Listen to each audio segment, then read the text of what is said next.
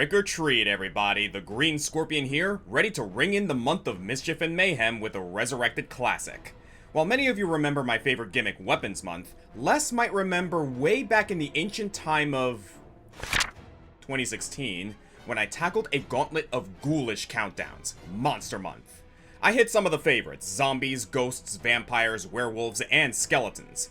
This year, however, we're tackling a few more classic staples alongside some more out-of-the-box choices, and we're starting with one of the most requested from last time, the inverted pinnacle at the depth of depravity, demons. Now, let's get our terms straight here, since on its own, demon is just a word that could identify any monster depending on the circumstances. In fact, the Greek root word daimon has no moral connotation to it whatsoever. It's just a term for a spirit or a supernatural entity.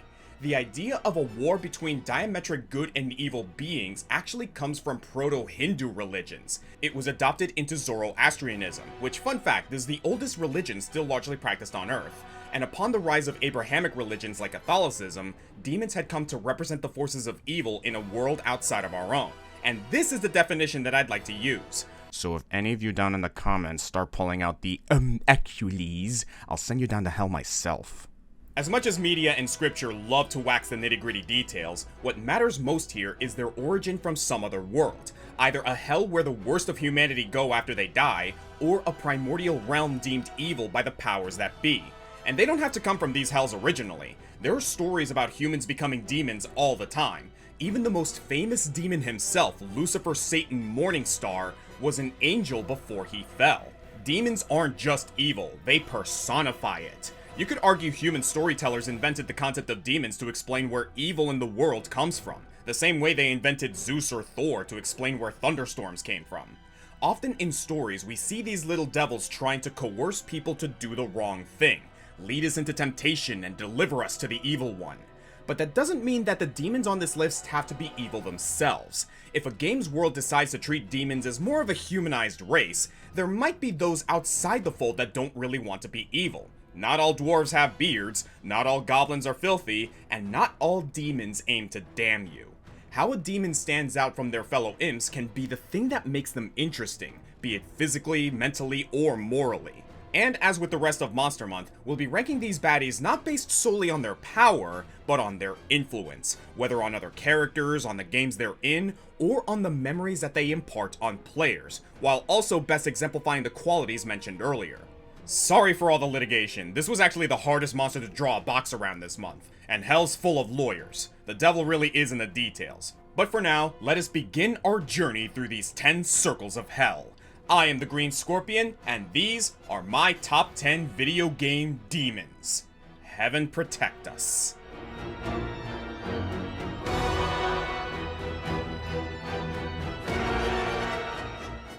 This is actually kind of poetic because Monster Month 1 ended with Manny Calavera, my top skeleton from Grim Fandango. So to bridge these 2 months, we're starting with his best friend Glottis.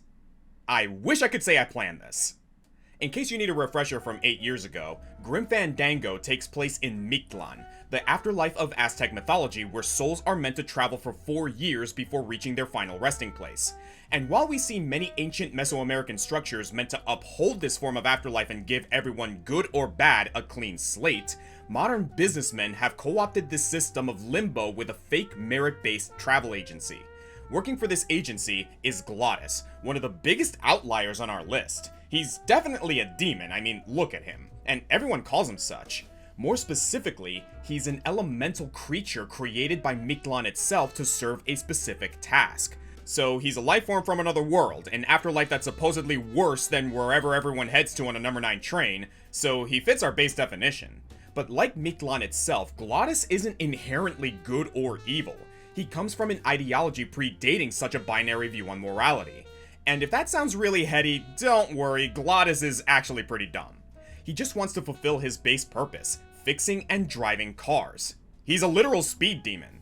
So long as he has a job to do, he likes to spend his free time with his best bud Manny, working on side projects like his custom car, the Bone Wagon, and developing a worrying gambling addiction. Glottis is actually quite prone to addictive vices, and sometimes you need to do some not so nice things to Glottis to get him back on track. Yeah, that fits. I've heard a lot of players say that they found Glottis more annoying than funny. And I get it, his voice can be kind of grating and he's not always the most helpful companion.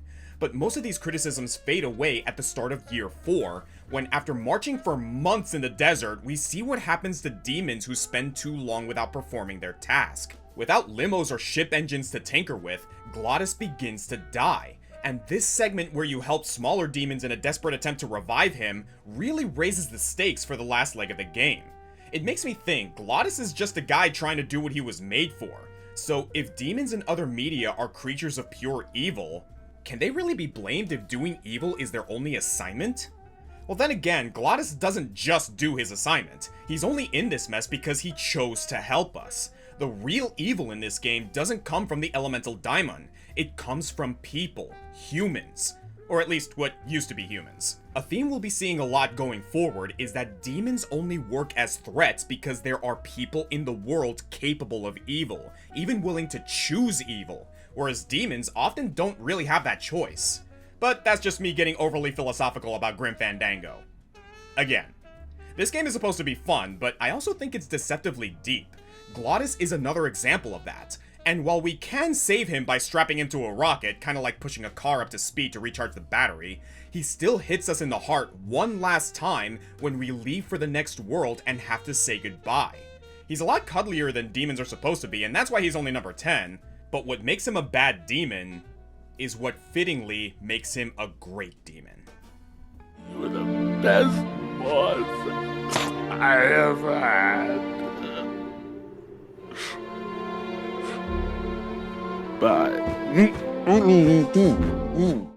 That was a good warm-up, but now let's talk about some real demonic masterminds. The sinister spawns that keep the gods busy. Plenty of games feature powerful demon lords that, if they set foot on our mortal plane, could raze it to the ground. Often these stories have them defeated in the exposition by warriors of legend, and even in a weakened state of imprisonment or near death, their malevolent machinations threaten the world at large, their return treated as an absolute lose state for the plot. ComicFoil and I actually dealt with one of these on the channel not so long ago, in fact, in our Let's Play of Fire Emblem The Sacred Stones. And while that's not everyone's favorite Fire Emblem plot, I've always enjoyed the way that they handled the Demon King Fomortis. Fomortis was defeated 800 years before our story takes place by a combination of heroes who would later found the 5 Great Kingdoms of Magvel. While Fomortis couldn't be destroyed outright, not even by the 10 busted sacred weapons, he was separated and imprisoned in the 5 titular sacred stones, and generations of dragon people devoted their lives to guarding his old lair lest he ever return. Goes to show that when people work together selflessly, any evil can be banished. But people aren't always so selfless, are they? Enter Leon, Prince of Grado and friend of the Renee twin lordlings Erica and Ephraim. Inspired by Erica's kindness and Ephraim's strength, Leon begins to study dark magic, not inherently evil in the world of Fire Emblem, but still a bit of a red flag, to find a way to help his people. This leads him to study one of the sacred stones for its potential healing properties, and through this, he starts really making a difference. The only thing is, the stone kind of reminds him of some intrusive thoughts that he's had in the past. You admire Erica, don't you, Leon? Too bad she'd never value a weakling like you.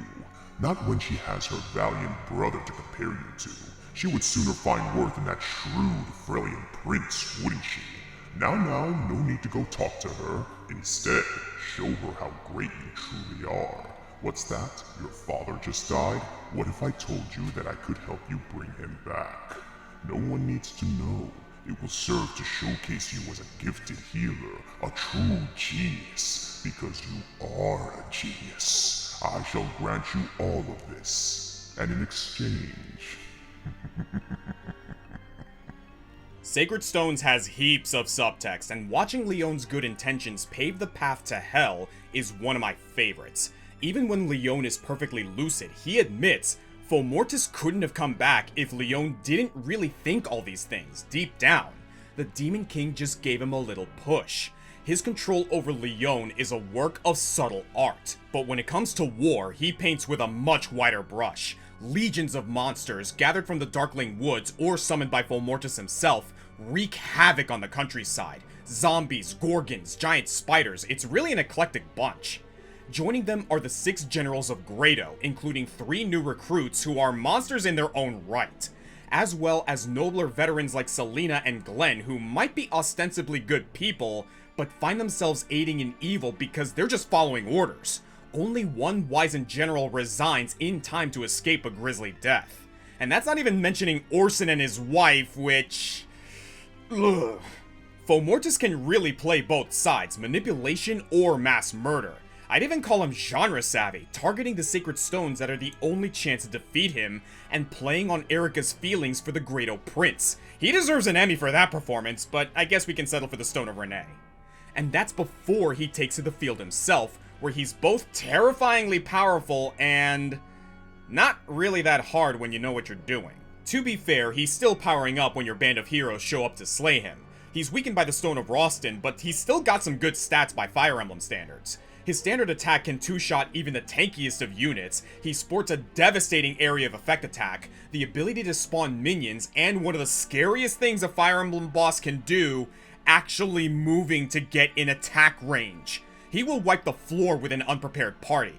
But as the saying goes, if they stat it, we can kill it. Once you know that he'll always spend his first turn summoning minions rather than attacking, it's not hard to rush Erica and Ephraim in, warp a third guy in for good measure, and end the encounter before a proper enemy phase can even commence. Honestly makes him look like a chump, and that's the reason he's only number 9. But I see the vision that they were going for with this guy, and I think it works great. The reason why I think Sacred Stones is ultimately on the good side of Fire Emblem history. People like to rag on Erica and the gang for making stupid impulsive decisions, but dismissing that as bad writing sells short what a good manipulator the Demon King is. He really plays on people's envy, their fear, their grief, and when it's time to throw down, he's got Zangief muscles and endless minions. Brains and brawn, the Demon King manages to make the cast look like idiots, punch them in the face, and convince the audience that it's the main character's fault. That is some masterful devil work.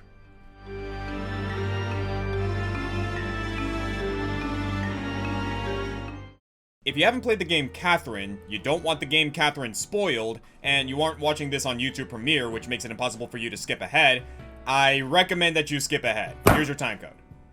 Though I think me alluding to a spoiler here kind of gives a spoiler away because, yeah, Catherine's a demon. Specifically, she's a succubus, an agent from the underworld sent to seduce men and drain their vitality through intimate acts. So basically, if Fomortis wanted to be even more manipulative and put on a miniskirt. Why did I edit this? Anyway, the concept of succubi have existed in mythology since the 2000s BC, with stories of witches and sirens drawing men to their death. But only in medieval Europe did they get applied to specifically be demons. A lot of texts say that Lilith was the first demon, Adam's first wife before Eve, who was bad because she didn't have sex the way God wanted, and went after the angel Samael instead. Yeah, the people who propagated these stories didn't really like women, and on another level, liked women too much. Real Frollo types. Catherine's modus operandi is to take the form of a man's ideal woman, slip into his bedroom, make his life a mess, and subject him to nightmares where they eventually die in a block tower game. If you die in the game, you die for real. Our protagonist Vincent is particularly susceptible to this when Catherine comes around, as he's unhappy in his relationship with Catherine. Catherine with a K. Yeah, this is gonna get real confusing, so I'll do my best with providing proper visual context. Try to keep up. This is a weird game, and Catherine employs a lot of deception. It can be hard to untangle who she really is and what's an act. She comes into Vincent's life like a... lascivious wrecking ball, snuggling her way into an affair with him. Vincent doesn't seem to remember their night together each time, so I guess it's possible that she's just putting him to sleep each time. You can even argue about how consensual this relationship really is. Is Vincent knowingly cheating on Catherine, or is he just under Catherine's control? Well, that's demons for you, walking that fine line. It would be convenient for Vincent to claim that he had no agency. The devil is so much stronger than a man and all that. However, Vincent is terrible at handling the situation, and it takes him days to finally blurt out that he already has a girlfriend. Which Catherine likely knows already, but acts surprised to sow some more guilt. It's devious. And as we see in the light novel, Catherine doesn't even have to be successful in seducing people to trap them into nightmares. Johnny turns her down when she shows up in a form suspiciously similar to Catherine, but just the feelings she inspires are enough to doom people to their hell dreams. We also find out Erica is having nightmares, which tells me that the demons in this game might be transphobic. But as weird as it is for me to say this, Catherine isn't all that bad. The seduction gig is just a day job to her, one that she doesn't particularly enjoy if her speech about commitment is to be believed. And in a screwed up way, it serves a function. Demons do this to rid the human race of pitiful men who would cheat on their partners, thus protecting the future from more tragedy. If not with Catherine, these guys show that they have the capacity to cheat with someone else, so they all deserve to die according to the demon's nihilistic outlook. Vincent was clearly on his way to an unhappy marriage before Catherine showed up, that path of least resistance little fucker. And depending on your choices in the game, maybe Catherine does have real feelings for Vincent. Catherine wants a life of freedom and spontaneity, no labels and no chains. If Vincent decides that's what he wants too, they actually make for a pretty good couple. Alternatively, when Vincent breaks the affair off with Catherine to stay with Catherine, or instead start a relationship with Rin, Catherine goes insane. Like Jack Nicholson in The Shining insane. They say hell hath no fury like a woman's scorn. No sir, hell hath plenty of that. Coquettish and complicated, Catherine will keep your life interesting, that's for sure. She can be your angel, or she can be your devil. And she's lying about that first one.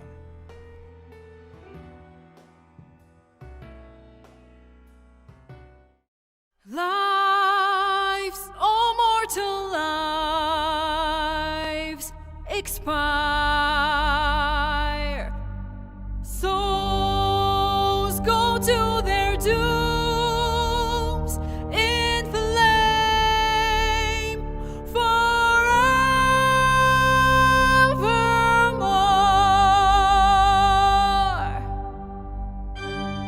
I play a lot of Dungeons & Dragons, and my fellow D&D nerds might share a thought I had going into this topic. Are demons and devils the same thing? In most games' universes, I'd say yes. They're basically synonyms, and maybe there's one demon who is the devil or whatever. But for years, D&D has made a distinction between the two. Both are separate races on the outer planes of existence, devils being the lawful evil entities of the 9 hells, whereas demons are the chaotic evil entities of the abyss. They share some physical similarities, but each have a different menagerie of variants, with the two factions forced to do battle for all eternity, which hopefully keeps them too busy to invade the lawful and chaotic good planes. TLDR, demons just kick your teeth in. Devils prefer to make a contract with you, force you into unwilling servitude, and if you don't comply, then they kick your teeth in. But in any other universe, they would all be treated as beings from hell, so I'm including devils on this list. So why does this matter? Well, while Baldur's Gate 3 takes place in the Forgotten Realms, meaning deep lore characters like the archdevil Mephistopheles don't originate from a video game and don't qualify for this list, his son Raphael makes his first ever appearance in a video game and therefore does qualify. It's on a technicality, which is exactly the way Raphael loves it. In your party's search for a cure to brain parasites, Raphael will at some point make his presence known to you, whisking you off to his hellish abode, the House of Hope. There, he'll wine and dine the party and offer you just the cure you've been looking for, in exchange for your soul, of course. That's how Raphael likes to do business. Find someone in a desperate situation, and then prop himself up as the only way out. And in his histrionic monologues, he'll often refer to himself as a savior, but most players will hesitate to take him up on his offer, after which he sends you home and asks you to take some time to think about it. Throughout the game, you'll meet many people playing deal or no deal with a devil. Asterion wants to know what the scars on his back say, and might make a deal to find out in exchange for killing a monster. That monster turns out to be another contractee, Yurgir, who isn't exactly happy with how his deal went, and if you beat him, Raphael will pick him up to negotiate a new deal. Corilla will tail you throughout the wilderness, urging you to take Raphael up on his offer and even bailing you out of a jam here and there to ensure you live long enough to do so. And it turns out that part of Corilla's deal is making sure that you make a deal, all in hopes that she can save her sister that Raphael's got captive. The guy has influence, that's for sure, and when it comes to terms of services, there's no beating this guy. In terms of good old-fashioned combat, well, it's not going to be easy. See, you need this magic hammer that he has, and you can either trade it to him for the Crown of Karsus, which he'll use to unite the 9 hells under his rule and eventually spread his kingdom to the material plane, or you can go to Raphael's mansion and steal it. I recommend the latter because, 1, we don't deal with the devil, And 2, we get to meet Harlip, an incubus that looks like a younger Raphael sent by his father to keep Raphael distracted.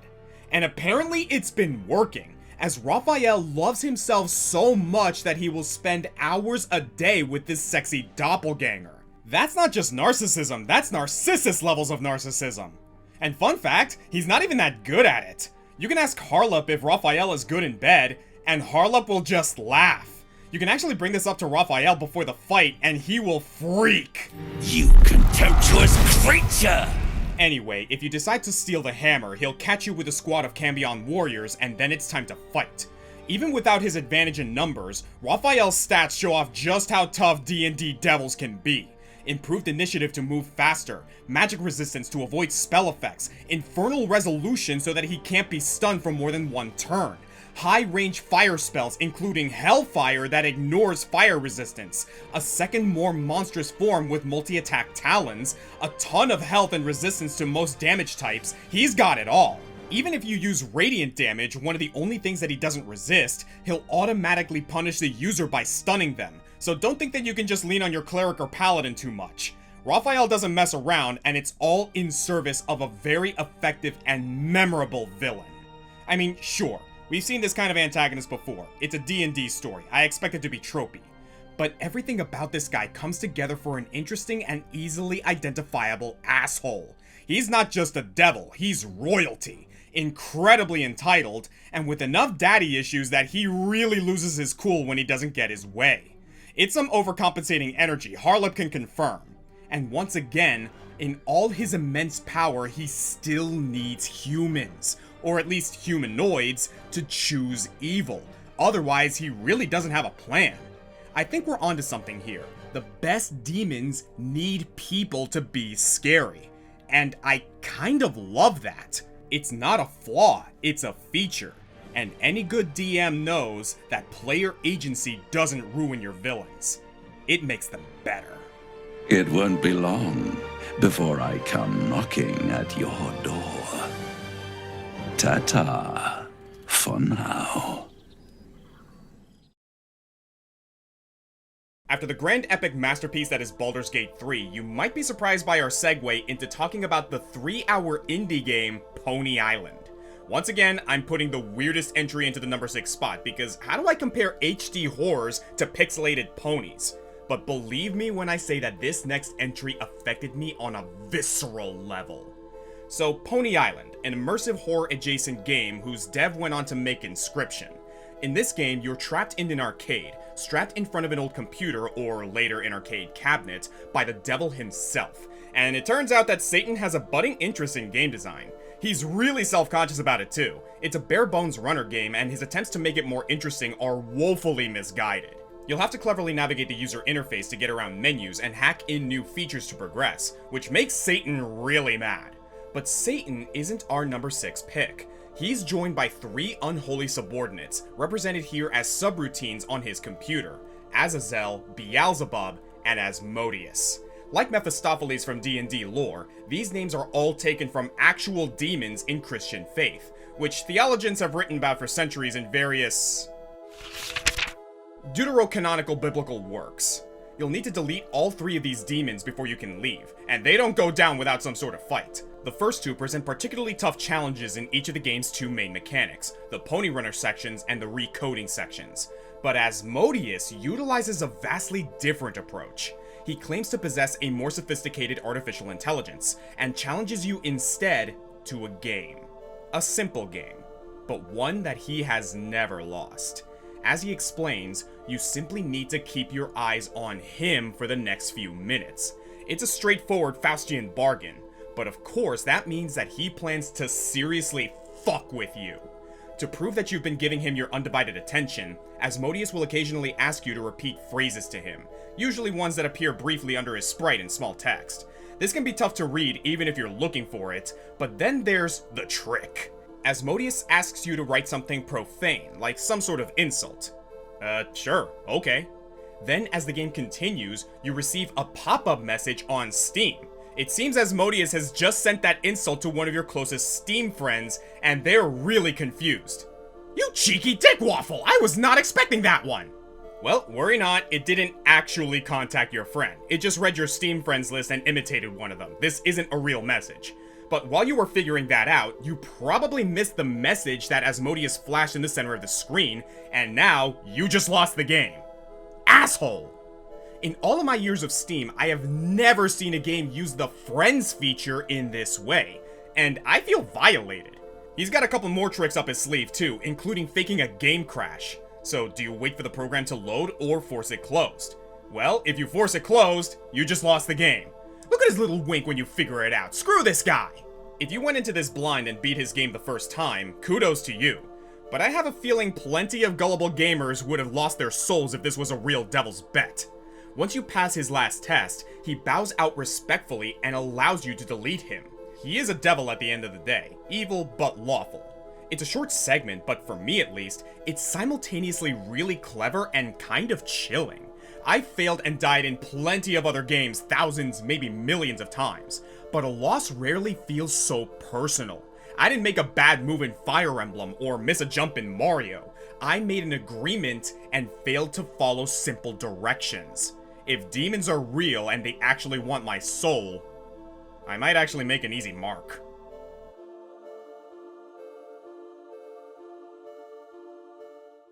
Was that too abstract? Fine. Next is the big bad pig man.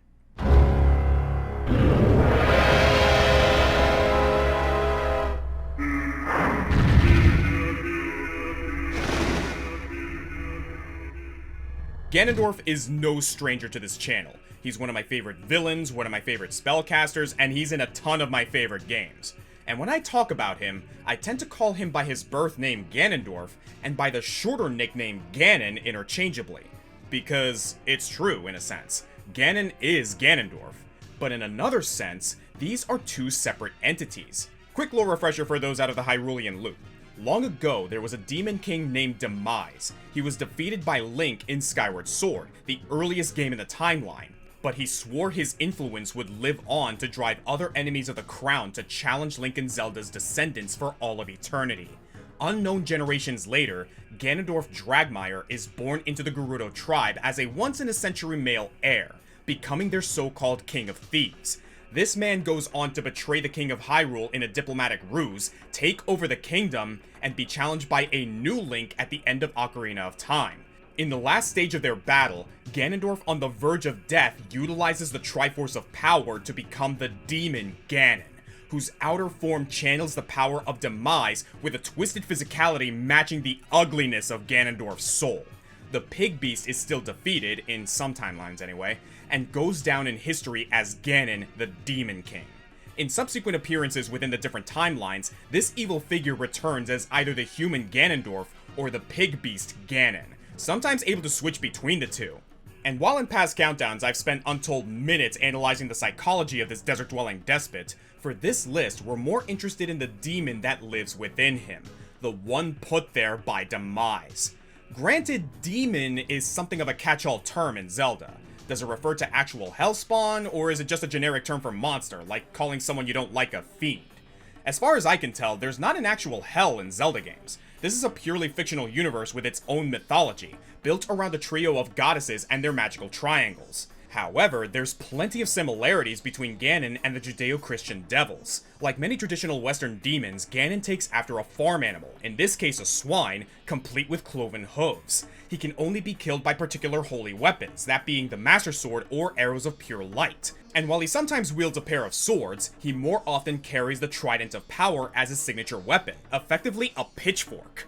This is especially prevalent in the older Zelda games, which have been placed on the Fallen timeline, a continuity where Ganon defeated Link at the end of Ocarina of Time, and just never stopped being the pigman on campus. Ganon is also a master of monsters. In some instruction manuals, it is said that he created moblins and bokoblins in his own image. And while these enemies appear in some games predating the first Ganon, like Skyward Sword and Minish Cap, I always assumed moblins were just the type of monster that any demon could conjure up if they were powerful enough. Back then, it was Demise, and now it's Ganon. And they have changed their appearances between games. Monsters can be summoned out of the ether and disappear when they die. And sure, there's a Watsonian explanation for this, despawning the monsters saves on system memory compared to keeping their dead bodies on screen, which would also probably affect the game's age rating, but having them poof into smoke upon defeat sells this idea that they are brought forth from another realm and return when they are destroyed. Maybe not to hell itself, but some other similar dark dimension, or perhaps just a reservoir of dark power waiting to be shaped. And on that subject, Ganon has actually spent a lot of time in a number of other realms. He's too powerful to kill outright in most cases, so often he's sealed away somewhere for a time, only to break out centuries later. And at one point he was sealed away in the Sacred Realm, which he made into his own personal hell linked to the past's Dark World, just through his own malignant influence. One of the biggest questions since Tears of the Kingdom came out is whether or not it and Breath of the Wild actually connect to the rest of the Zelda timeline. That's a question outside of the scope of this video, but what I want to know is why Calamity Ganon and Ganondorf the Man seem to exist as two completely separate entities, being defeated in two separate games. At some point the demon inside Ganondorf just left, I guess, and started doing his own thing. Maybe Matt Mercerdorf is a reincarnation separate from past Ganondorfs, who died and left this cloud of formless swine storm to circle Hyrule Castle. And that just illustrates Ganon's staying power. No matter how many times civilization crumbles and reforms, this creature is still there, being brought back either by the work of his minions or when time itself can no longer contain him. Demise's greatest trick here was to put this energy into humanity.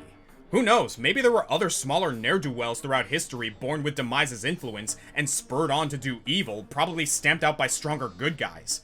But when Ganondorf carried this power and used it to steal a third of the Triforce, he ensured that the demon entity that is Ganon would be a staple of reality, doomed to repeat over and over again so long as the world exists. So again, as powerful as demons are, it's that little dose of humanity that lets them really do damage. Ganondorf didn't use Demise's infernal powers to break down the door of the Temple of Time. He used his station as a Gerudo ambassador and his skills as the King of Thieves to trick a couple of naive kids to do it for him. Ultimately, I think it's a mistake to treat Ganondorf and Ganon as two separate characters, because it's his mortal facet that allows his immortal self to shine, and vice versa. A demonic force keened by a man's ambition. The man, the myth, the monster.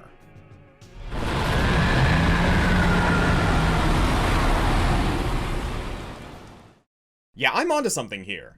Demons are only as powerful as the human emotions that bring them to life. Greed, pride, fear. And nowhere is that more apparent than the horror genre's Ocarina of Time, Silent Hill 2. Great game, it'd be a shame if I spoiled it. But honestly, I think most people either know the twists already or resign themselves to never play this game and would rather hear it from an unthreatening YouTuber. There's a remake coming out soon though, so if you're one of those lucky few, consider skipping ahead. At the very least, I'm sure you've heard of Pyramid Head. Or as Sheikah and I have come to affectionately refer to him as... Geometry Steve! James Sunderland encounters a number of unsettling creatures in the titular small foggy town. Murderous stitched together nurses, mannequins with extra legs, Eddie who just sits here eating pizza. But the star of the show is undoubtedly Pyramid Head. He serves as this game's stalker enemy, similar to Mr. X or Nemesis from the Resident Evil series. He's not always chasing you though. Early in the first level, the hotel, you can catch him watching you on the other side of some rubble, just standing there, menacingly. Your official introduction to him, I don't even want to show on screen. You're hiding in a closet watching him have his way with one of the smaller enemies. This is a super edgy grimdark moment, and if the game came out today, I'd say that they were going too far in the name of shock value, but they actually justify this thematically. See, James's experience in Silent Hill has a tenuous relationship with reality. He's in mortal peril against deformed humanoids that defy description, walking through doors that somehow teleport him impossibly to other buildings, and at one point you'll be trapped in a flooded stairwell with Pyramid Head, unable to harm him and just waiting for the water to recede. Yet somehow this hotel building filled up with water up to the 3rd floor. How the hell does that work? And James reacts to all this not with sheer terror, but mild dread, like he's in a dream or something. These obstacles are vastly unwelcome, but he at least seems to accept the possibility that they're happening to him without much disbelief. That's because most of what's happening to James is psychological in nature. His wife Mary recently died from a terminal disease, a slow and laborious process that challenged their relationship, and as we eventually come to find out, ended in James euthanizing Mary in a less than legal way. So what we're facing here is James's inner demons. The nurses are twisted representations of the many healthcare workers James had to deal with over the last few years. They and the leggy mannequins are a grotesque representation of James's libido, as during this time he longed for sexual connection with other women, but felt disgusted with himself for feeling this way while his wife suffered. The mysterious Maria is an odd doppelganger of Mary, formed from his confused and complex relationship with her, as she both goads him into liking her and shames him for leaving her behind for even a second. And Pyramid Head, the big granddaddy of them all, is James's own desire to be punished for everything he's done and every negative thought that he has ever had about his late wife. He is a big bad boss of James's own making, tasked with the goal of making James miserable, only stopping when James can accept what he's done and in some way forgive himself. That's not to say that Pyramid Head doesn't exist in universe. The town of Silent Hill has a colorful history with demonic cults and connections to the Nightmare Realm. Other games in the series show very real physical monsters roaming the streets. Even in the same game, we can see other wanderers like James who are clearly being tormented by their own demons, some of them even bleeding into James's world when he interacts with those people. So Pyramid Head, or the power that created him, clearly came from somewhere. But his specificity to James's struggle is what makes him so captivating, and why fans groan when he shows up in other media outside of James's psyche. Movies, other games in the series, heck, even games outside of the series like Dead by Daylight and Bomberman for some reason. It sort of ruins his mystique a bit, but I can hardly blame Konami because this design is way too good. Demonstrably human with some rippling abs, but with a big unwieldy rusted slab for a hat. Apparently earlier designs would have made him look more like James himself. I imagine that's what he looks like beneath the metal, but the character designers insisted that his face not be seen. And look, I'd love to tell you that the triangular visage is some reference to the Greek god Hypnos or the Pythagorean theorem or something like that, but I honestly don't know why he wears that damn thing. And that's what makes it scary. It's abstract art. It evokes a feeling, not a meaning. Personally, I think he wears a sharp heavy iron because he's an entity of pain, as much to himself as he is to others. He's a part of James, and once again, it's that human element that makes him truly terrifying, and truly rewarding if you sneak past him to his underground den and get his giant cleaver as an optional weapon. That's your power to wield, James, if you can just acknowledge it. You are the mistakes you made. You are the evil that's inside of you. And the scariest thing about any inner demon is knowing that you could have stopped it at any time.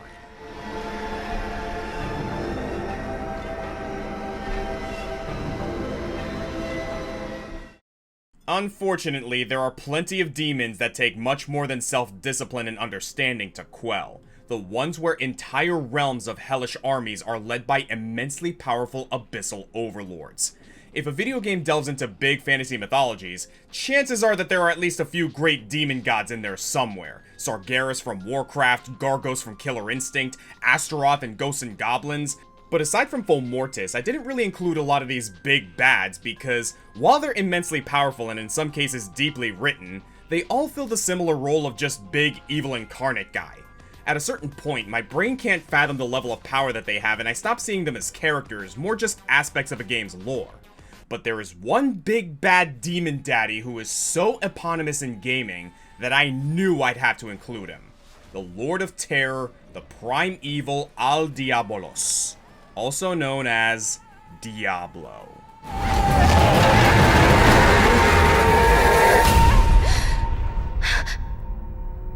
It's always a power move when a game is named after its final boss. Before you even boot up the game, you're already building anticipation for this final clash against the monster at the center of it all. I've played all the mainline Diablo games at some point or another, but I gotta be honest, it's never a series I'd get super into.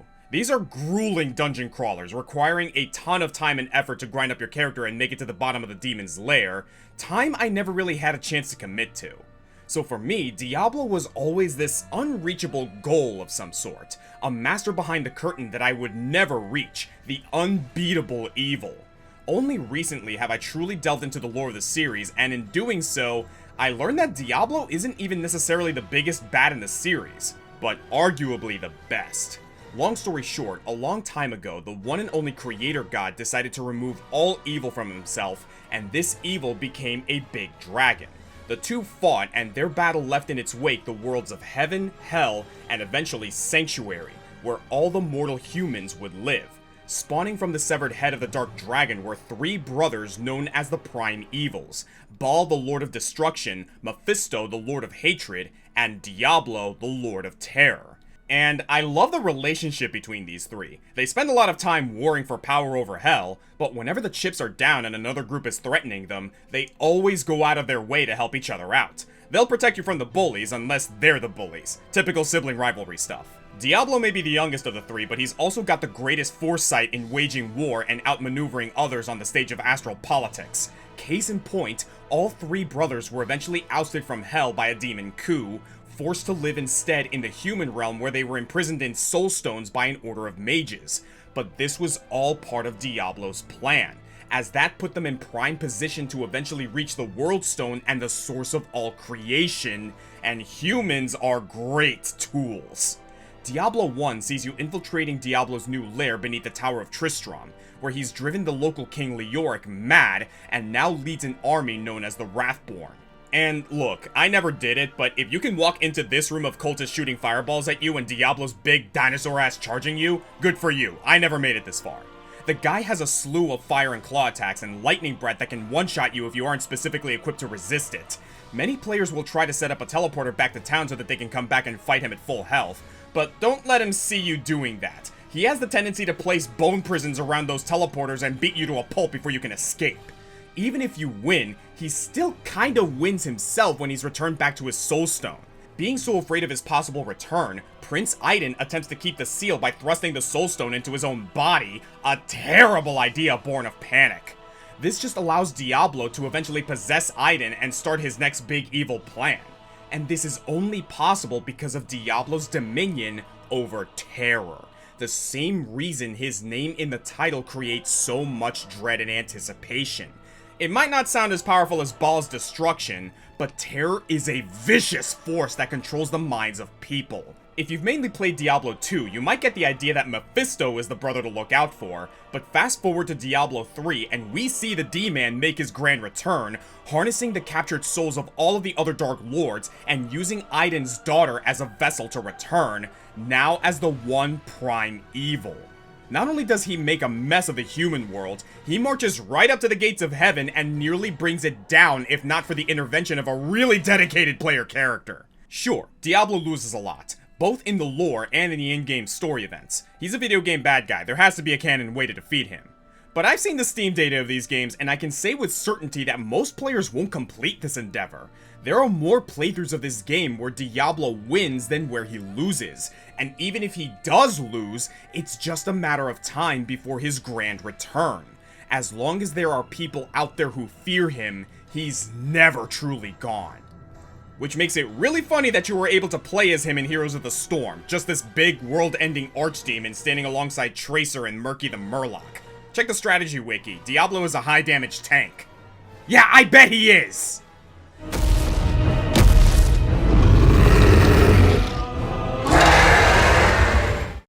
Daunting as it may seem to square up against the Lord of Terror himself, Diablo is far from the strongest demon on this list. At peak strength, I think our number 2 wipes the floor with him, though he comes from a much humbler beginning than the severed head of a primeval god dragon. No, our silver medalist starts the game as a mere high school student. Shin Megami Tensei 3 Nocturne tells a story of a silent protagonist who comes to be known as the Demi-Fiend. And bear with me here, because Shin Megami Tensei is an incredibly complex story, requiring me to omit and simplify information lest we spend hours here just trying to grasp the basics. Have you ever seen how Neon Genesis Evangelion ends? Well, imagine that as the first half hour and you got SMT3. Our protagonist starts as a pretty blank slate, joining his friends to visit their favorite teacher in the hospital. He quickly finds, however, that the hospital is the center of a cult ritual which brings about the conception, an apocalypse designed by God to end the world and set the stage for the birth of a new one. In the meantime, we're in the Vortex world, a chaotic limbo perfect for demons to roam. Not an easy place for a human to survive. Our protagonist would have quickly perished had he not been noticed by Lucifer himself, who felt his lack of conviction and any apparent characteristics would make him the perfect pawn. Lucifer drops a parasite on our hero, turning him into the Demi-Fiend, a being with the body and magical prowess of a demon, but the heart and soul of a human, and the perfect blunt instrument for the malevolent machinations of other smarter demons. In this metaphysical battlefield, the remaining humans compete to decide the nature of the new world. If a human has a strong enough philosophy of what the world should be, called a reason, they can contract a demonic benefactor who will then help them wrest power from other factors and prove to the Great Will, aka God, that their vision is what's best. However, being part demon now, the Demi-Fiend isn't allowed to propose his own reason anymore. Not that the poor kid had a great conviction of what the world should be anyway. Poor guy just wanted to bring flowers to a sick teacher. Instead, he can align himself with any of the 3 main reasons to reach one of the game's multiple endings, each with their own merits and flaws. The cult leader Hikawa wants a world without individuality, where we're all just cogs in a machine and can't harm each other. Your old school friend Isamu wants a world of hyper-individuality where everyone gets their own planet to shape, but there's no human connection. And Chiaki, the girl Demi-Fiend actually wanted to ask out before this mess, is now the figurehead of a Darwinian survival of the fittest world where might makes right. So all these reasons sound pretty extreme, but whichever one you side with, you'll start to see changes in the Demi-Fiend's attitude as he tips the scales in that direction. Alternatively, as a demon, you can give God the middle finger and renounce this process in general. One ending allows you to set the world back exactly the way it was, which God's representatives sneer at, but Lucifer applauds you on. Makes sense, the biblical Lucifer was also one for letting people live the way they want without having to abide by the rules of God's garden. However, if you show a lack of conviction, you'll halt the new world's birth and things will remain as the Vortex world, which is great for you as a demon, I guess, but a major bummer for humanity. Finally, in the Maniacs re-release and following versions of the game, you can tackle some extra challenges to unlock the true demon ending, where you break the system itself and sever God's control of the world-making process. This leaves us with an uncertain ending, but one that, to me, feels like the truest ending for who the Demi-Fiend has become. It says a lot that this ending is called True Demon. In most stories, we assume demons are the bad guys, and I tend to agree. But from a certain point of view, demons are just the creatures that challenge God's absolute rule over everything. Like, maybe it is a little messed up that Adam and Eve aren't allowed to have the fruit of knowledge and have to stay in the garden like God's little ant farm. Similarly, maybe it's messed up that God made a universe where billions of people can get killed just because a cult leader in Japan put the secret code to start the conception. The true demon ending is saying, fuck you Hikawa for starting this mess, fuck you God for making a system where you have the final say over the universe, and Lucifer, you led me on this path to become a demon, but you know what? Fuck you too for manipulating me! In true demon fashion, the Demi-Fiend stands against anyone who would make an executive decision over what's right for everyone else, and he's got the strength to protect this ideal. And all of this is just scratching the surface of the chaotic narrative that is Shin Megami Tensei 3. I highly recommend checking it out for yourself if you ever get the chance. And while the Demi-Fiend is the only main character here, he'd make plenty of other appearances. First as a DLC party member in SMT4, and then as a super boss in SMT5, where we see him lamenting his loss of self from the actions he's taken, feeling more like a tool of destruction now than an actual person. And man is this boss hard! The dude summons extremely powerful demons to help him, including Thor, Gira Makala, and his ride-or-die manic pixie dream girl who can full heal him. He'll resummon them every time one dies, but you can't just focus him down. If he goes 5 turns without having to resummon, he'll instead use Gaia Rage, which is essentially a full party wipe. Also, if you use reflector moves like Tetrakarn, Demi-Fiend gets pissed and uses Gaia Rage anyway. Like the super bosses in Persona, you have to play by his rules or he just flips the table. Meanwhile, he and his demon buds are hitting you for ludicrous amounts of damage. And would you believe that this isn't even the hardest version of this boss? There's an even worse version in a spin-off game called Digital Devil Saga Avatar Tuner, because we at Shin Megami Tensei believe that there's also room to be less accessible. The Demi-Fiend was just a normal, unassuming kid who got dealt a bad hand by fate, and rather than accepting death, he decided to take his vengeance on fate itself. He's a statement that no one, not evil cult leaders, powerful demons, or apparent gods, get to be in charge of everything. Maybe not everyone will be able to take control of their own destiny, but if a system is unfair, eventually someone will come along who's willing to sacrifice their very essence to take it down. The ones in charge of that system will often call those people demons.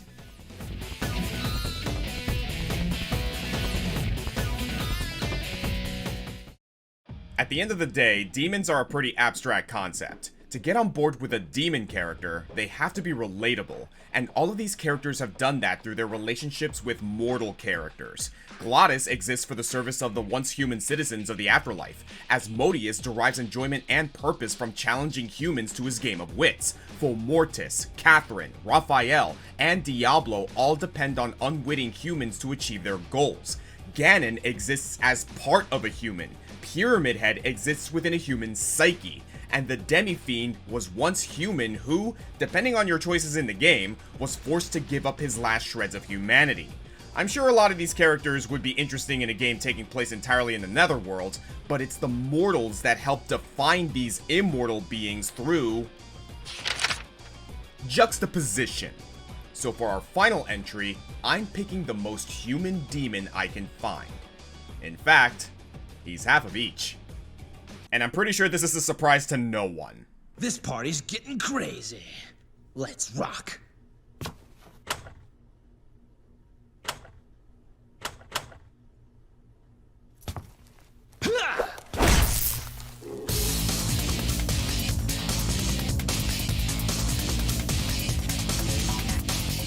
Sure, Dante may only be half demon, but the reasons behind that are both fascinating and fit perfectly into the themings of this countdown. Dante and his older brother Virgil were born to their human mother Eva and their demon father Sparta, the latter of which was a proud warrior who turned his back on demonkind due to his love of humanity. Sparta died closing the main portal to the demon realm, which is why Earth's not constantly flooded with Balrogs and the like, but that didn't stop the demon lord Mundus from sending an attack team to kill Eva out of retribution.